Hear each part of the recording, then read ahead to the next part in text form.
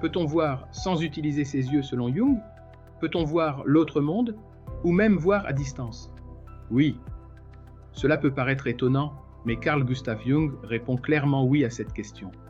Pour lui, la vision ne se réduit pas aux yeux du corps. L'être humain possède une seconde faculté de perception que les alchimistes appelaient les yeux de l'esprit.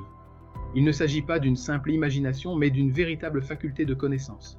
C'est que Jung désigne comme l'imagination vraie, et cette faculté ne possède pas seulement la vue, elle possède tous les sens. On peut y voir, mais aussi entendre, toucher, sentir, se déplacer, éprouver son propre corps. Autrement dit, il existe un véritable corps de l'âme. Grâce à ces sens, deux formes de perception deviennent possibles. La première consiste à voir le monde archétypique profond. C'est que Jung et Wolfgang Pauli considèrent comme l'arrière-monde, le monde antérieur, qui fonde à la fois la psyché et la matière. C'est un monde objectif, qui possède ses propres réalités et qui ne se réduit pas à notre imagination subjective. Mais il existe une seconde possibilité, beaucoup plus étonnante. Ces mêmes sens peuvent aussi percevoir le monde naturel. Ils perçoivent indépendamment des limites ordinaires du corps. Autrement dit, la perception n'est plus limitée par la distance ni même par le temps. Jung s'intéresse à plusieurs observations de ce type. La plus célèbre est celle d'Emanuel Swedenborg.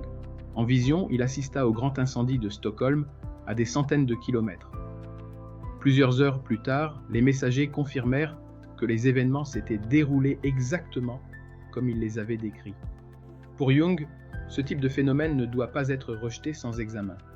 Il constitue au contraire une question psychologique fondamentale, parce qu'il oblige à repenser ce que sont réellement la perception, l'espace et le temps. C'est pourquoi Jung ne cherche pas seulement à comprendre ce que l'on voit, il cherche surtout à comprendre comment l'on voit. Toute une partie de son œuvre est l'élaboration d'un véritable art de voir, apprendre à développer la perception spirituelle et découvrir jusqu'où peuvent s'étendre les sens du corps de l'âme. Car, pour Jung, voir ne consiste pas seulement à ouvrir les yeux.